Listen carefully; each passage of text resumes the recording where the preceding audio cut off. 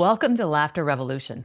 I'm your host, Marla Simlett, and I have built this podcast based on the premise that while life can be hard, getting through it doesn't always have to be, because laughter. So this morning I am in Piestany, Slovakia, getting my spa on, but I've recently spent 10 days in the Czech Republic, where my guest hails from. And I am excited to introduce and excited to talk more with Monika Stodůlková. Yes? Yay. And she hails from Mykolčice in the Czech Republic, which is close to Mikulov, where I spent a few days recently. So welcome, Monika. Thanks so much for agreeing to be here this morning and being my guest today. Hi, thank you. Thank you for having me. Yeah.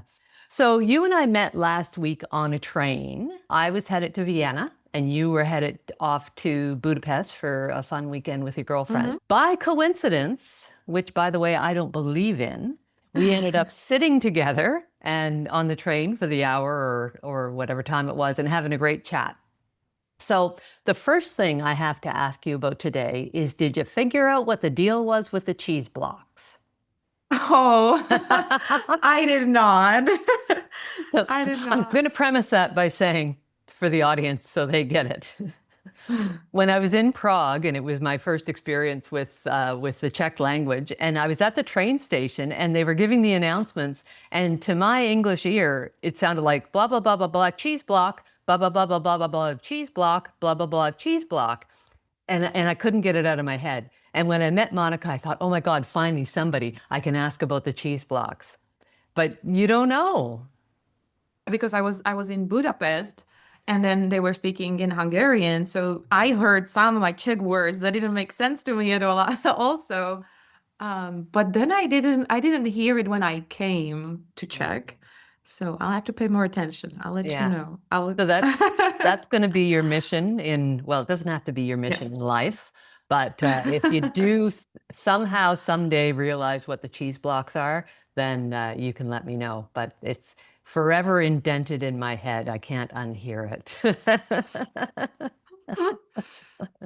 So, I talk about laughter. We talked a little bit about this on the train. And from my perspective, or my philosophy, is that laughter is energy. It's a positive energy, and it helps us in our lives by helping us get unstuck. It acts kind of as a reset. And I've talked a lot in my various posts and blogs and this podcast about how when you get into a space where things get negative or in a difficult conversation, often automatically we bring laughter in, right? Because it helps lighten the mood, it resets the energy. And so my whole stick is using that intentionally, and also as a way to build connection and trust and bonds. And so I wanted to talk to you just about your experience in general, but also kind of from the perspective of being from the Czech Republic. How would you describe Czech humor or laughter in your country? I've been here for the past month because I spent my past 6 years in the US, but I think, and I really missed it, but I feel like we make fun of each other a lot. I feel sometimes it's like a little bit mean, but we don't take it as personally. Like I could even make fun of myself, or if I hang out with my friends that I've known since elementary school, they point out things that I have done before and we laugh about it now a lot. But sometimes there are just like really silly things. I was just thinking about it because I took a train with my sister to Brno. We wanted to have like little sister time, and I always laugh with her, but I feel like there is nothing to really laugh about. So they are just like silly things. She can do like something just really, really silly, and I don't know, it just makes me laugh. And I think it also depends on a person, because what can be funny to me might not be funny to others. So I feel like I can laugh about a lot of things. What are some of the things you laugh about? What are the things that make you laugh? Other than this question. Right. If my sister, it was just, we were going into the bus and she didn't look up and she hit her head a little bit, and I was talking to someone And then she was laughing at herself, and then she was blaming me for not telling her, but why would I be paying attention where she goes? And we were kind of laughing about it, and she was like reminding the same thing over, or she would put, she wanted to get rid of her Starbucks coffee cup next to me, well, where the trash was in a train. And she pushed it so hard that whatever was underneath it, it spilled all over me. And Oh no. she started laughing, and I started like saying, I'm gonna probably throw up, who knows who that was. And it was messy, but it was just so like funny situations where we kind of, I don't know, sometimes we just reminded us like we think about it as like a movie scene, like this would be such a great movie scene, you know? Yeah, I love that. Yeah. And I use that sometimes. My younger brother always is saying, making things up by saying, if this were a movie, and he'll make something really funny up. But I encourage people as part of kind of a way to use laughter, if you're in a bad situation, sometimes imagining if this were a movie or if this were a story, what would make it funny or why is it funny, helps you to reframe and get a different perspective. Yeah, that's also what my sister said. She said, when I hit my head, I imagine, when in like the cartoons, somebody falls and they have like the little thingies over their head. She said, that's what I saw. I love that. I love that. Um, it's interesting too, when I talk to people about laughter, that idea that certain people you laugh with more, and it's because you've built trust, right? And you've built a relationship that allows you to make fun of each other, make fun of yourself, and know that there's that safety there in that. So you mentioned, and we talked about this on the train, you lived for 6 years in the States, in New Hampshire, right? So on the East Coast.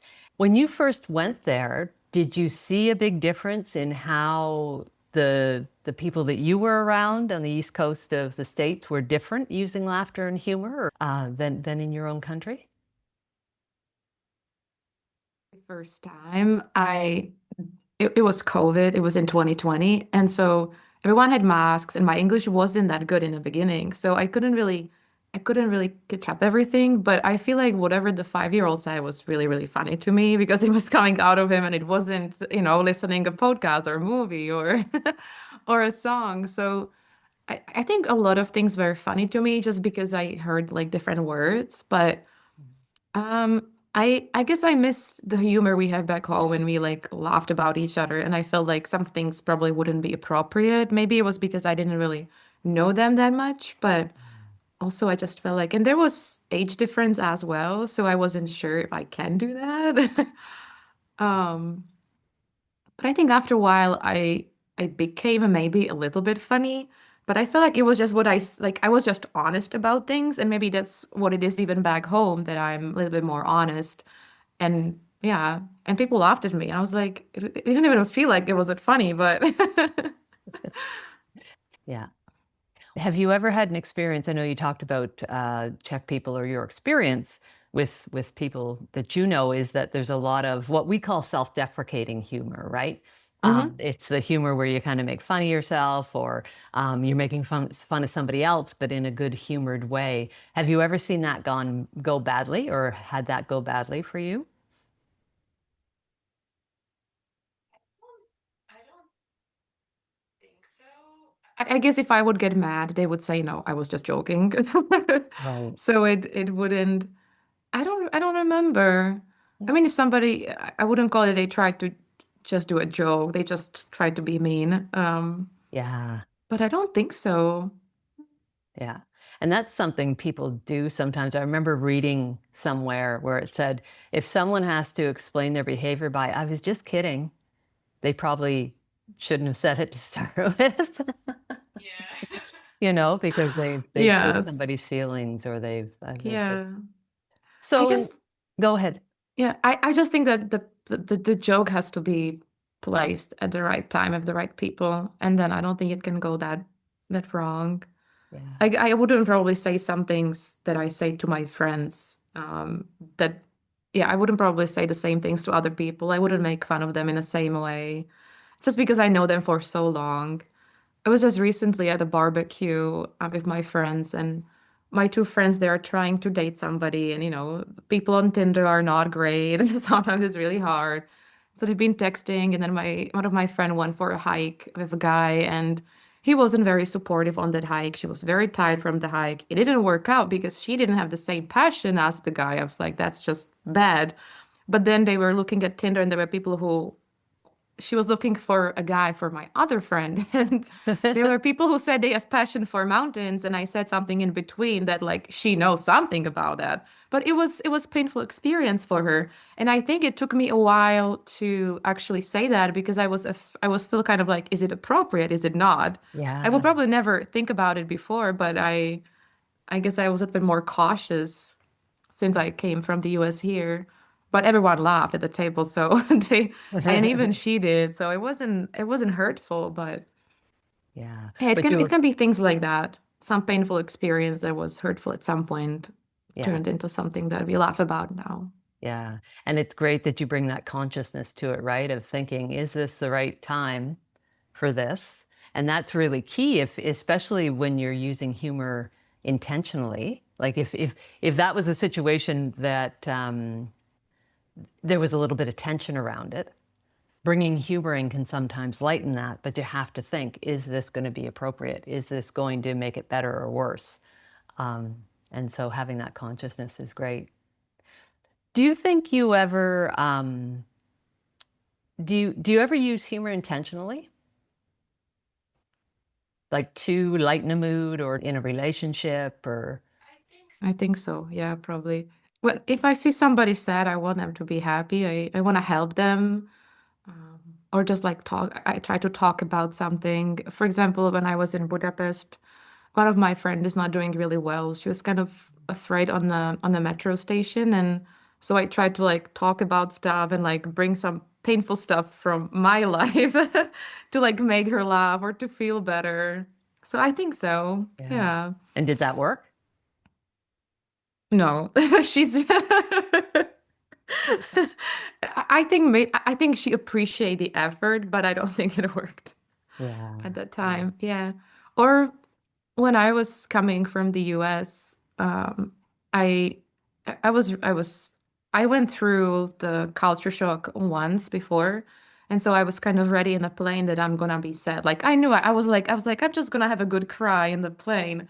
But I sat next to a guy who traveled for the very first time to Europe, and he was so excited. He introduced himself, he was talking, and he was so happy for like the meal he got. He was like, I didn't know I can get that. I just always got a little snack. And so I was ready to be sad, but he was just constantly making conversation, talking about stuff that made me laugh. And I think at that time he helped me and I let him too. So it was interesting when I think about it now.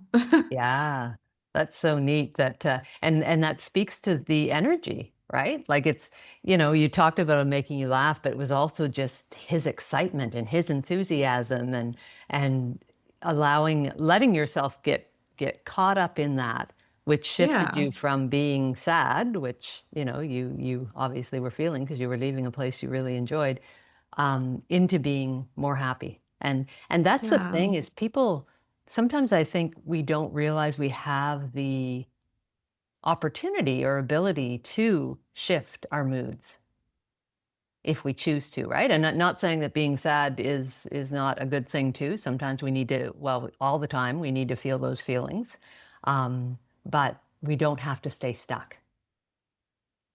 Especially in that moment. I didn't want to mess up his experience coming to Europe, sitting next to a very sad girl. But yeah, I think it was good for me too. It helped me to get through it. So I was still sad afterwards, but it was good. I think it was great. Yeah, I love that. Um, what do So in Canada, my experience in cultures, in the culture that I come from, Canadian culture, North American culture, um, people go to comedy clubs. I'm just trying to think of ways that people get laughter in their life. So they surround themselves with people. You always hear, speaking of dating, you always hear, "Oh, I want someone who makes me laugh." Nobody ever says, I don't want somebody who makes me laugh." Like I don't want to laugh. It's a big part of our life and our world.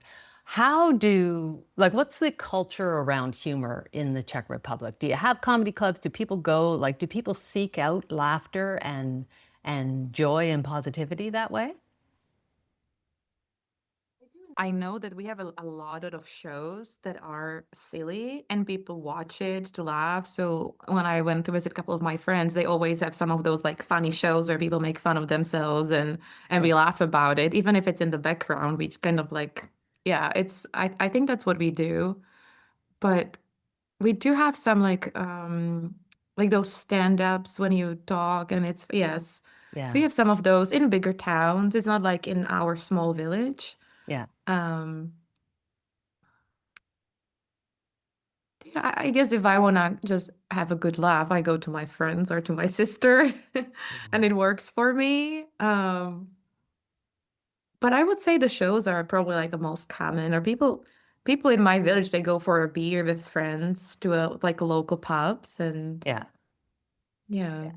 So, when was the last time you had one of those laughs where you couldn't stop laughing? And maybe, I always say you spit tea out of your nose or. I think those laughs were always just with my sister. And as I said, I don't think that they are that funny. Like they are just funny for us, I Yeah. suppose. Um, we laughed at Bruno a lot, and there was like it was connected to something else also, like pointing thing that happened the day before, because she was talking to AI. She didn't have oil in her car, and she had no idea what oil to bring. And but I never experienced using AI that it would be speaking to you like you are talking to a friend. So I first didn't know that's AI even. And she couldn't find it. So it was helping her to find it. And she couldn't find like the big technical paper for her car. And so she was in the background saying, like, darn, I don't know where the paper is. And the AI was like, I get it. I understand. And we started laughing because it was still there. It was still listening. It did something that I didn't expect it will do. And so whenever I was thinking in burn, I was like, She was like, I get it. I understand, even though she didn't. So we were just saying that again and again. And at some point, I was just so tired at the end of the day with her because so don't make me laugh anymore. I just can't take it. I'm But I really, exhausted by laughter. but when we like went down, we laughed on the ground. It was when she came to visit me in the United States. We went to New Jersey, Ocean City, and we were just walking on a boardwalk. And she really likes those tiny pickled eggs. Yes. And the man told us that she wanted a little bit spicy, but not too spicy. And the guy said they're just a little bit spicy. And when she tried the first egg, it was really spicy. And she just, she opened her mouth like it was like really hot. She was like doing this all the time.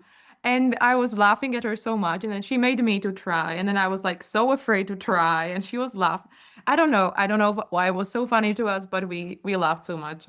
It was bad. I love that. I love that you have that person that you can laugh like that. That is, it's so valuable, right? To have that person and to have found that person to make you laugh so much. Yeah, and I'm really trying to think what it is with her because I remember when we came back to the house where we were sleeping, I was like, I haven't laughed this much in so long time. And I don't know why is it always with her that much that we really go down. Sometimes there are really not that funny situations, but Yeah. we both, I don't know, there must be It, some connection deeper yeah. in. Well, and it's interesting. It'd be a good PhD thesis or something like how is that built? I mean, it's trust, it's bonds, it's history, right? One of the things you talked about is a actual thing in humor, which is the callback, right? Something has happened, and when you can refer back to that, that's a really big technique in stand-up and other humor. So having those past experiences and being able to call that back. But there is a bit more, I think. Yeah, but also when I left to the US, she was only like 14. And so at that time, we weren't really close. And then I spent my last now 6 years. When she came, it was maybe 5 years. But now she was 19 when she came to visit me. And so she was much more of a woman. And so I felt like I just like was getting to know her. So we didn't really spend that much time together as an adults. So it's interesting that we we are so connected now, even though we didn't really spend that much time together for so Yeah. long. And it's true you talked about, some connection, and I really believe that there's some people that we have that deeper because, she's your sister, so you've known her whole life, even though you haven't really known her as an adult or maybe had the same relationship. But that can happen. You meet somebody and immediately, right? You've got that connection, you've got that shared experience almost, and whatever you believe about that, whether it's a past life, whether it's a spirit or a soul connection or whatever, um, when that happens, it's so special. And those are the people that we want to be around, right? That bring us that feeling. I can feel it even as I'm talking about it, that feeling of joy and positivity and just fun, bringing that fun in. Yeah, it's true. There was something you said that I was going to ask you about, but because I have menopause brain, it has gone out and it's floating around out here, and maybe it will come back. So in the meantime, I'm going to ask you a different question. Did you listen to Sarah McLachlan? Yes, I did. I did. I have it. Ah, yay! So I'll give a little history on that. So on the train, Monika told me she was going to go to a music festival in Budapest, and admittedly, I was trying to be cool and trying to impress her. And I said, "Yeah, music festivals. I went to the first Lilith Fair, thinking that she was going to be like, oh." And she looked at me with this nice little smile and a blank stare, like, I have no idea what you're talking about.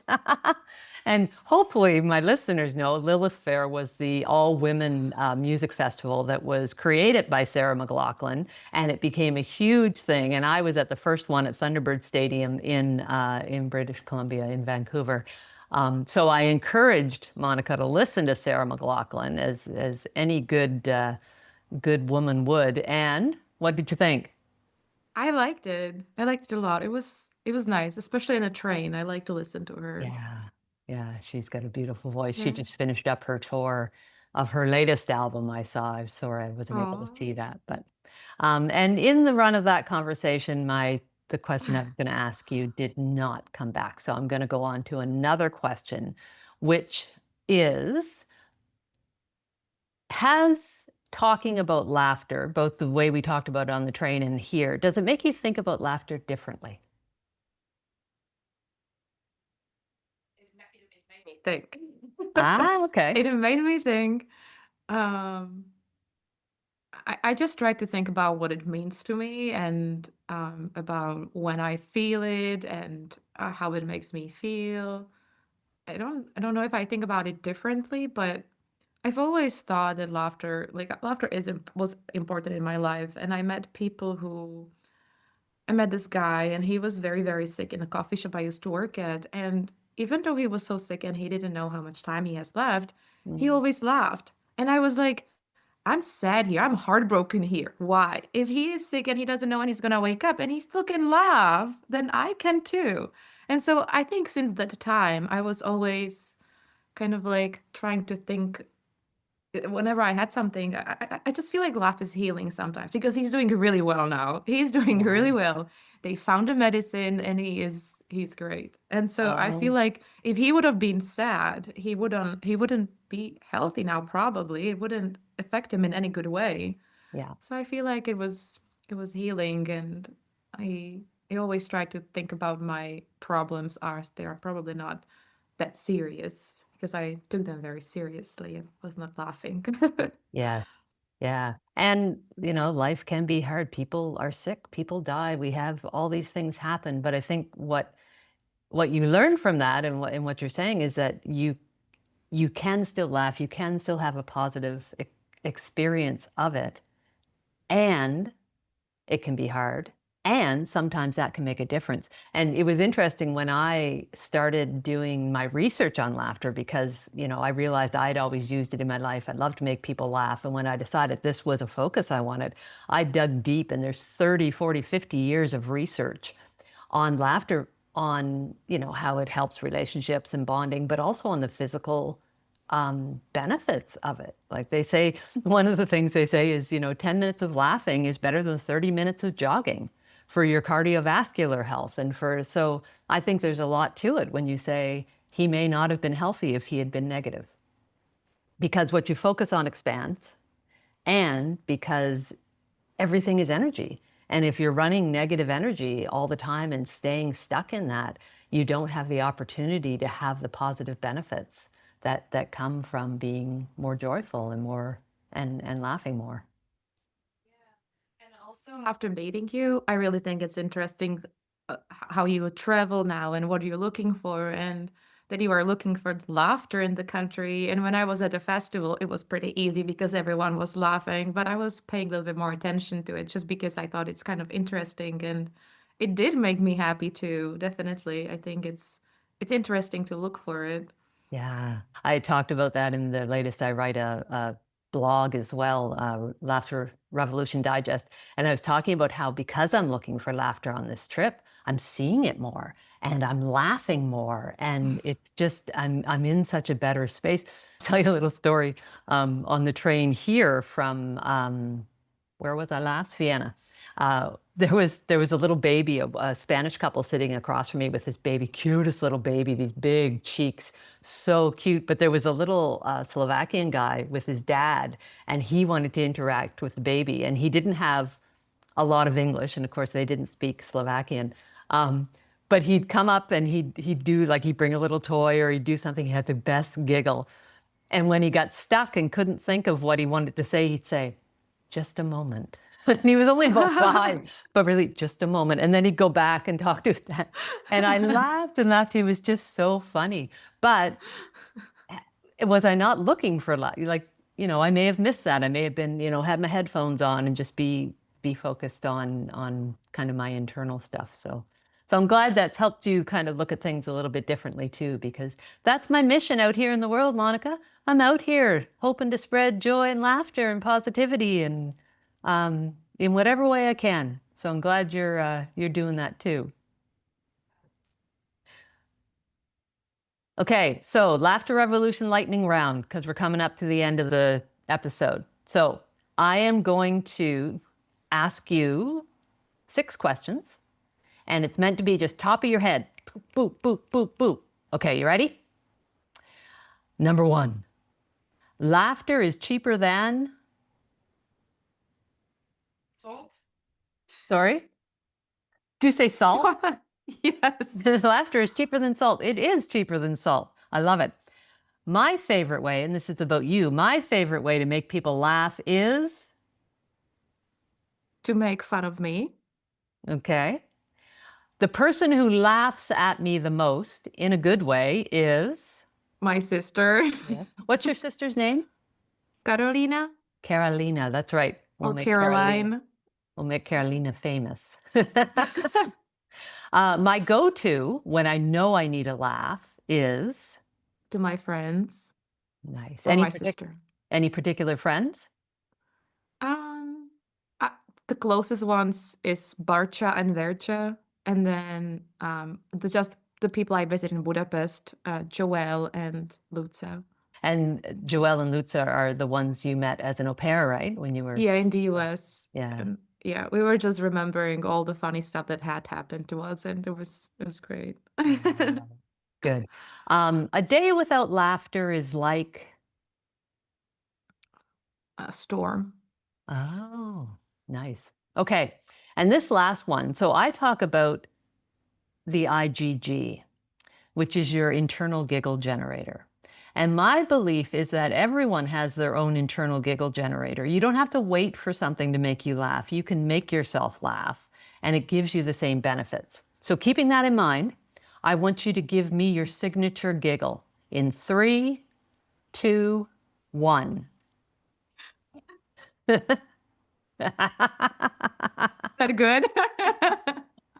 It is. And see, the beauty of the IGG is that you start to laugh and pretty soon it becomes a real laugh, right?